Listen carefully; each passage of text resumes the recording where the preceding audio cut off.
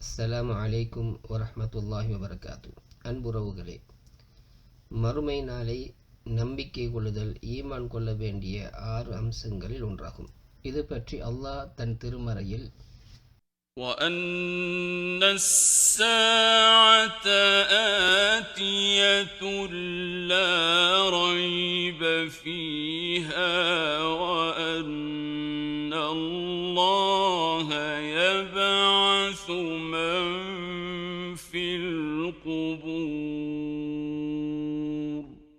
கியாம நாளுக்குரிய அவ்வேளை நிச்சயமாக வரும், இதில் சந்தேகமே இல்லை. கபறுகளில் இருப்போரை நிச்சயமாக அல்லாஹ் உயிர் கொடுத்து எழுப்புவான். அத்தியாயம் 22 வசனம் 7.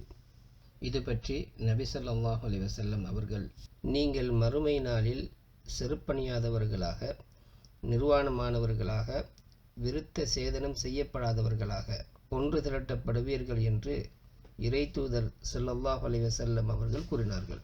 அப்போது ஆயிஷா ரலியல்லாஹு அன்ஹா அவர்கள், இறை தூதர் அவர்களே, நிர்வாணமான ஆண்களும் பெண்களும் சிலரை சிலர் பார்ப்பார்களே என்று கேட்டேன். அதற்கு நபி ஸல்லல்லாஹு அலைஹி வஸல்லம் அவர்கள், அந்த எண்ணம் அவர்களுக்கு ஏற்படாத அளவுக்கு அங்குள்ள நிலைமை மிக கடுமையானதாக இருக்கும் என்று கூறினார்கள்.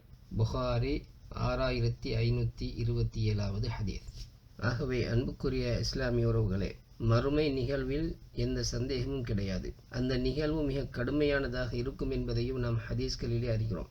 அந்த மறுமைக்காக வேண்டி எம்மை நாம் தயார்படுத்திக் கொள்ள வேண்டும். அல்லாஹு தஆலா அதற்கு எம் அனைவருக்கும் தௌஃபீக் செய்வானாக.